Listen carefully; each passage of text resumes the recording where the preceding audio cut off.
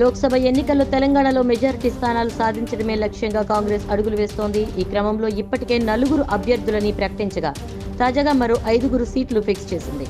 దేశవ్యాప్తంగా మొత్తం 57 మందితో కాంగ్రెస్ లోక్సభ అభ్యర్థుల 3వ జాబితాను విడుదల చేయగా తెలంగాణలోని 5 స్థానాలకు అభ్యర్థుల్ని హస్తం పార్టీ ప్రకటించింది.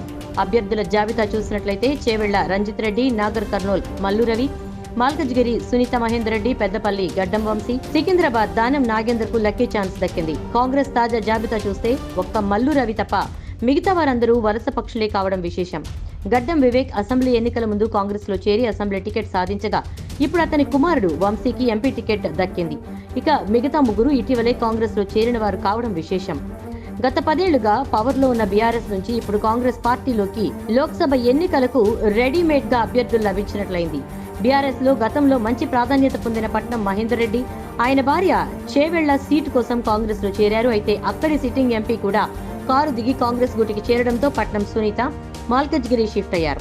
ఇక అక్కడ కూడా ఆమెకు సీటు విషయంలో మాజీ బీఆర్ఎస్ నేతలైన మైనంపల్లి హనుమంతరావు, కంచర్ల చంద్రశేఖర్ రెడ్డి నుంచే పోటీ ఉండడం విశేషం. ఇక మరో సీటు 4 రోజుల క్రితమే కాంగ్రెస్ లో చేరిన దానం నాగేందర్కి ఇచ్చారు.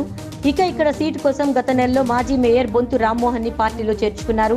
ఇప్పుడు ఆయన్ని కాదని దానంని చేర్చుకుని టికెట్ ఇచ్చారు. అంటే కాంగ్రెస్ పార్టీలో సీటు కోసం బీఆర్ఎస్ నేతలపైనే ఆధారపడాల్సి వచ్చిందని కాంగ్రెస్ నేతలు, కార్యకర్తలు ఆగ్రహం వ్యక్తం చేస్తున్నారు. అసెంబ్లీ ఎన్నికల్లో వీరు లేకుండానే విజయం సాధించామని ఇప్పుడు వీరంతా ఎందుకు కాంగ్రెస్ లో పోటీ చేయడానికి నేతలే లేరా అని ప్రశ్నిస్తున్నారు. అధికారం లేకుండా 3 నెలలు కూడా ఉండలేని నేతలని తీసుకుని టికెట్ ఇవ్వడం ఏంటి? ఎంతో కాలంగా పార్టీకి సేవ చేస్తున్న వారి పరిస్థితి ఏంటి అని నిలదీస్తున్నారు. ఆయా స్థానాల్లో సీటుపై ఆశలు పెట్టుకున్న నేతలు, వారి అనుచరులు తాజా జాబితాపై తీవ్ర ఆగ్రహం వ్యక్తం చేస్తున్నారు. అయితే 5 స్థానాల్లో ఏకంగా 4 స్థానాలు వలస నేతలకే కట్టబెట్టడంపై తీవ్ర ఆవేదన, ఆగ్రహం వ్యక్తమవుతోంది. అయితే దీని వెనుక CM Revanth Reddy master sketch ఉన్నట్టు తెలుస్తోంది. లోక్సభ ఎన్నికల్లో 14కి పైగా సీట్లు సాధించాలని రేవంత్ లక్ష్యంగా పెట్టుకున్నారు. అధిష్టానానికి సైతం ఆ మేరకు మాట ఇచ్చారు. అందుకోసం బలమైన అభ్యర్థుల్ని బరిలో దించాలని భావించి వలసల్ని ప్రోత్సహించారు. బీఆర్ఎస్ బలహీనమవడం, కాంగ్రెస్ అధికారంలో ఉండడంతో నేతలు కూడా కారు దిగి కాంగ్రెస్ కండువా కప్పుకున్నారు.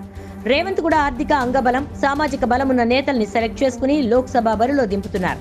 అధిష్టానం ఫ్రీ హ్యాండ్ ఇవ్వడంతో తనదైన శైలిలో రాజకీయం చేసి వలసల్ని ప్రోత్సహించి సీట్లు అప్పగించారు. అందులో భాగమే తాజాగా 5 సీట్లు ప్రకటిస్తే అందులో 4 గత 4 నెలల్లో 3 ఇటీవలే పార్టీలోకి వచ్చిన వారికి సీట్ ఇచ్చారు. గెలిపే లక్ష్యంగా అభ్యర్థుల్ని సెలెక్ట్ చేశారు. అయితే ఈ వలస నేతలకి క్యాడర్ ఏ మేరకు సహకరిస్తుంది అనేది కీలకమే. గెలిస్తే ఎలాంటి ఇబ్బంది ఉండదు. ఒకవేళ ఫలితం తేడా కొడితే ప్రభుత్వంలో, పార్టీల్లో అలజడులు రేగడం ఖాయం. మండు వేసవిలో రాజకీయ సెగలు కక్కుతూ మరింత వాడి వేడిగా కాంగ్రెస్ రాజకీయాలు సాగడం ఖాయం. మరి వలస నేతలకు సీట్లు ఇచ్చి రేవంత్ వ్యూహం ఏ మేరకు సక్సెస్ సాధిస్తుంది అనేది చూడాలి.